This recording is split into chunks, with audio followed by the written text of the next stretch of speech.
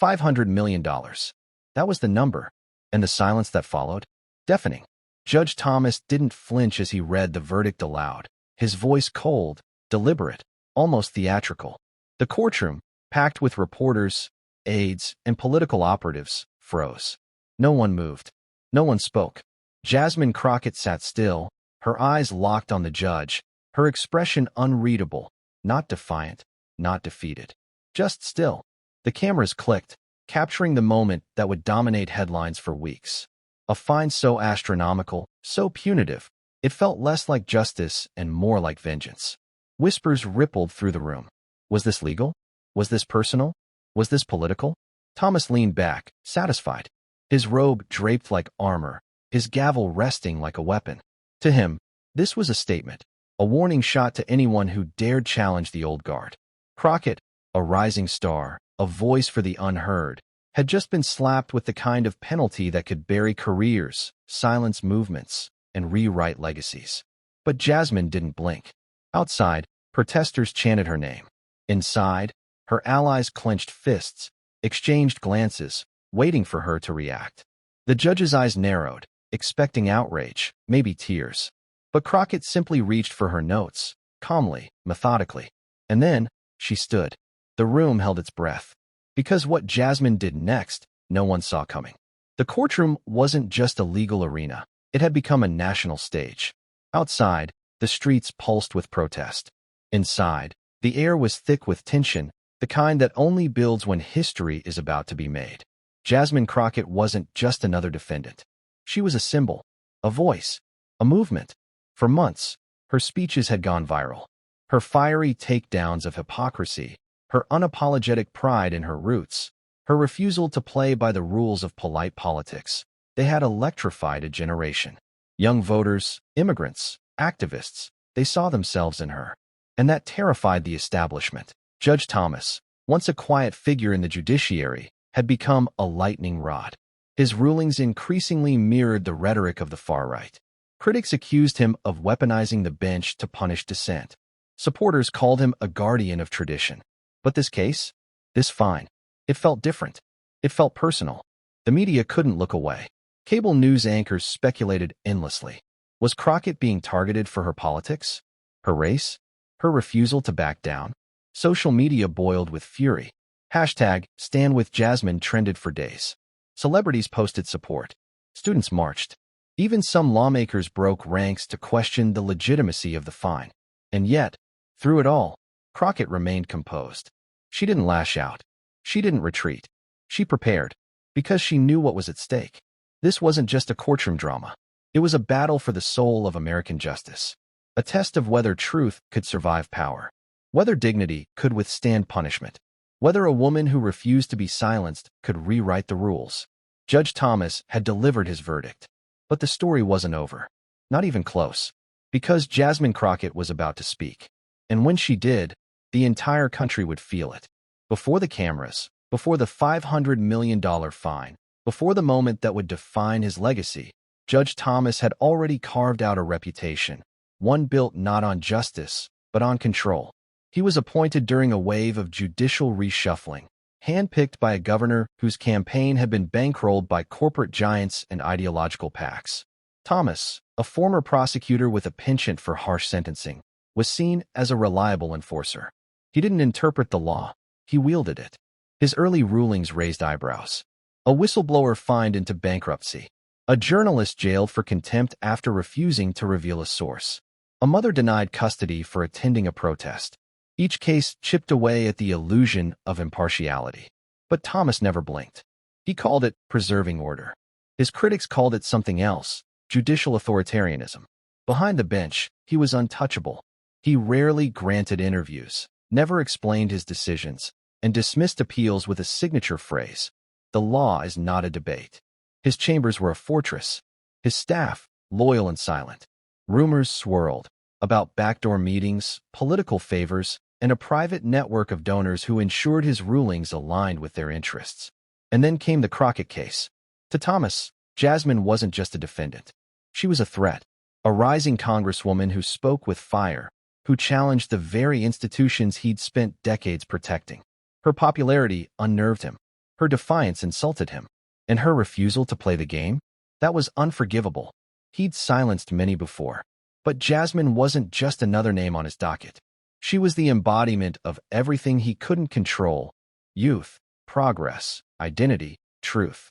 And so he struck, not with reason, not with restraint, but with a fine so outrageous, so punitive, it screamed desperation. The courtroom had seen his wrath before, but this time, something was different. Because Jasmine Crockett didn't flinch. And Judge Thomas, for the first time in his career, felt the ground shift beneath him.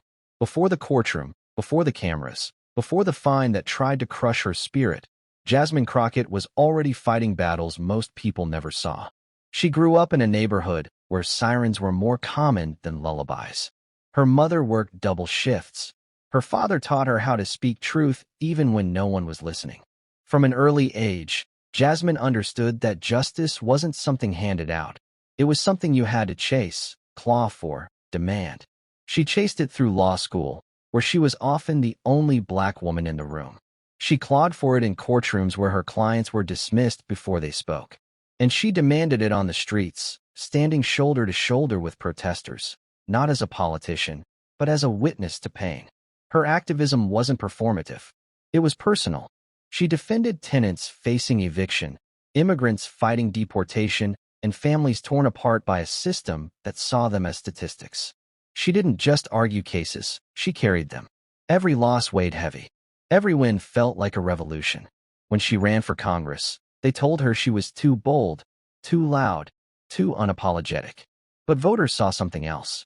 They saw a woman who didn't flinch, who didn't bend, who didn't forget where she came from. In Washington, she became a lightning rod. Her speeches were clipped and shared across TikTok and Twitter.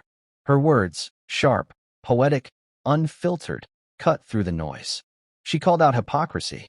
She named injustice. And she did it with a calm fire that made even her opponents lean in. But it wasn't easy.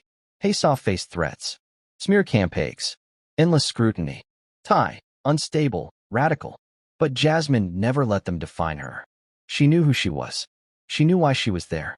And now, standing in that courtroom, facing a fine designed to break her, she didn't tremble. Because everything she'd endured had prepared her for this moment. And the judge was about to learn. Jasmine Crockett doesn't back down. Jasmine Crockett didn't rush. She didn't raise her voice. She simply leaned forward, her tone steady, her words deliberate. "Your Honor," she began, "this fine, this astronomical, unprecedented fine, is not justice. It's retaliation." A murmur rippled through the courtroom. Judge Thomas narrowed his eyes, tapping his gavel once, not to silence her, but to remind her who held the power. She didn't flinch. "I've reviewed every precedent.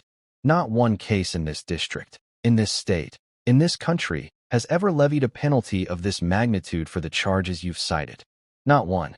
Thomas interrupted, his voice clipped. "Ms. Crockett, you are not here to grandstand." She met his gaze. "I'm here to defend myself, and the people I represent." The tension thickened. Reporters scribbled faster. Aides exchanged glances. Even the bailiff shifted uneasily. Crockett continued, her voice rising just enough to fill the room. "This isn't about a violation. It's about a message. You want to make an example out of me.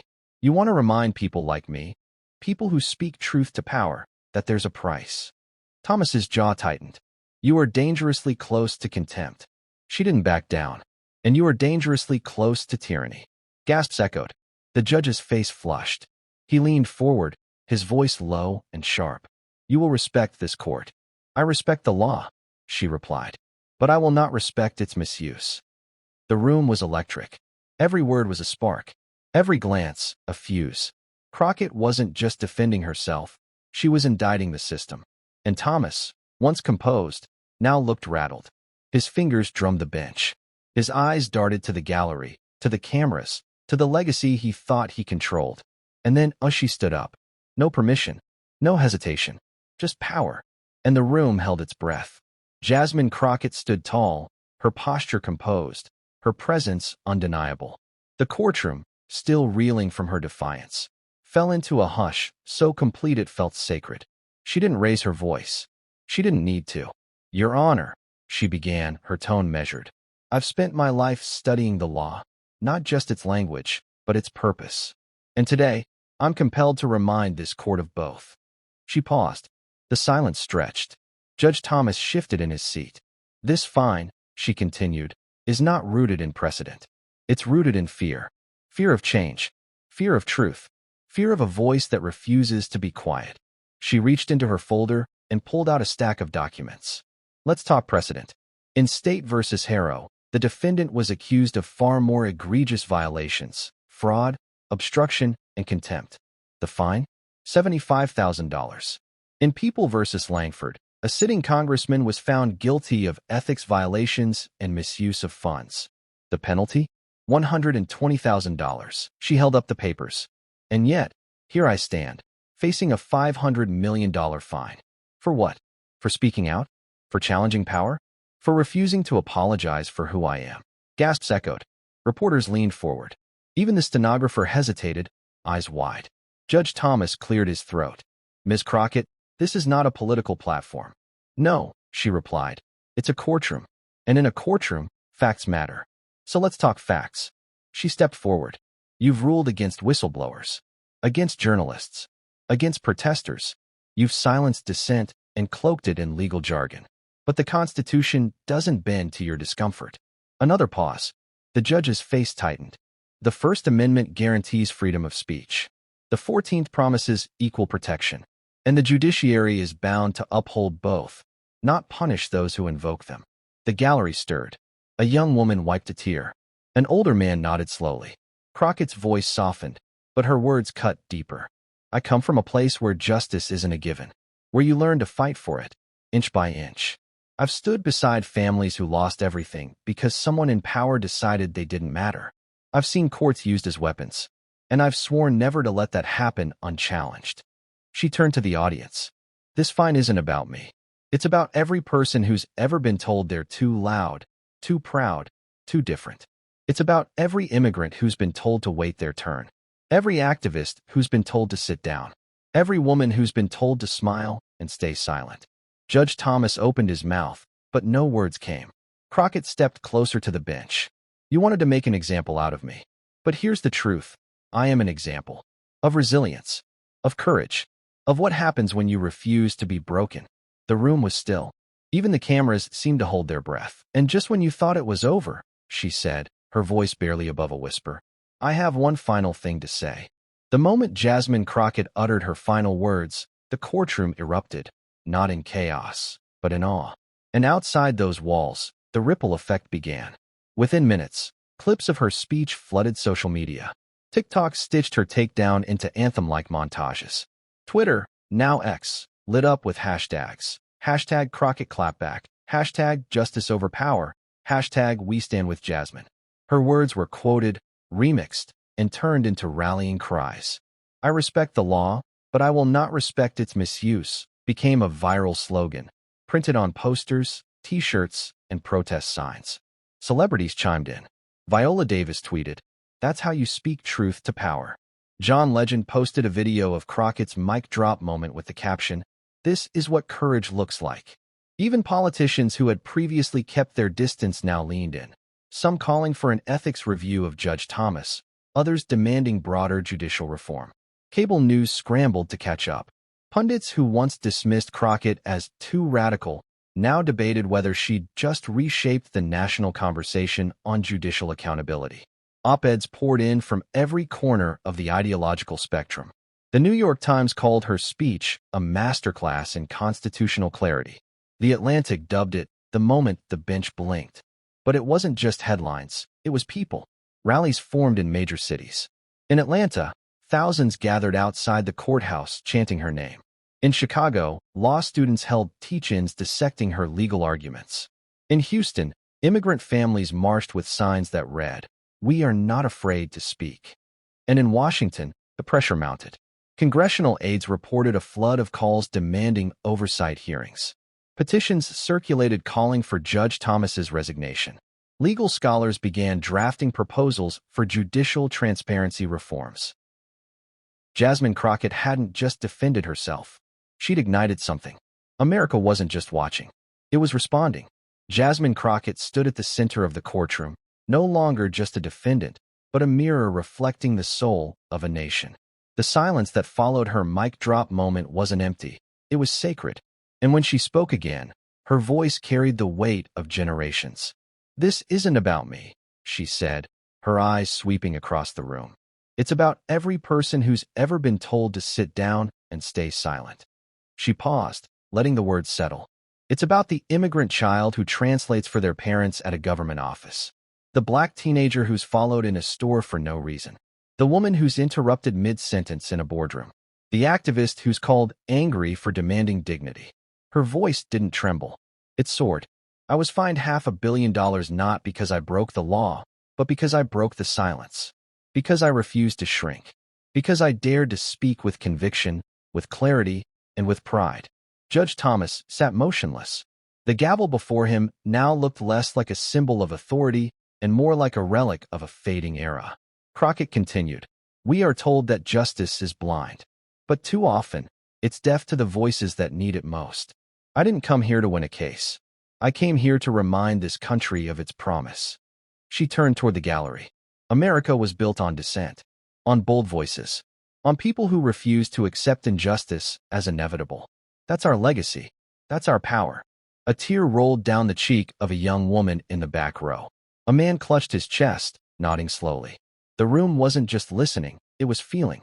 "I stand here today not as a victim, but as a witness to what happens when courage meets consequence, when truth refuses to be buried, when one voice becomes a chorus." She stepped back, her final words ringing like a bell. "We are not here to be tolerated. We are here to be heard, to be seen, to be respected. And if this courtroom, this system, this country wants to silence us, then let them try." She turned toward Judge Thomas one last time. "But know this. Every time you try to bury a voice like mine, you plant a seed. And what grows from that is unstoppable." The room erupted, not in noise, but in energy. A shift, a reckoning. Because Jasmine Crockett hadn't just defended herself. She had reminded America who it was meant to be. $500 million. That was the fine. A number meant to crush, to silence, to erase. But instead, it became the spark. Judge Thomas didn't expect tears, least of all his own. But when Jasmine Crockett stood her ground, when she spoke not just for herself, but for millions who've been told they don't belong, something shifted. The courtroom didn't just witness a defense. It witnessed a transformation. She didn't beg. She didn't bend. She reminded America of its promise. And in doing so, she turned punishment into power. This wasn't just a legal battle. It was a reckoning. A reminder that truth, when spoken with courage, can shake even the most immovable institutions. Jasmine Crockett didn't just survive the system. She exposed it, challenged it, and inspired a nation to demand better. So if you believe in truth over power, in dignity over fear, in voices that refuse to be silenced, this is your moment. Hit subscribe. Share this story. Be part of the movement. Because the next time someone tries to bury the truth, they'll remember what happened here. And they'll know, we were watching, we were listening, and we are not backing down.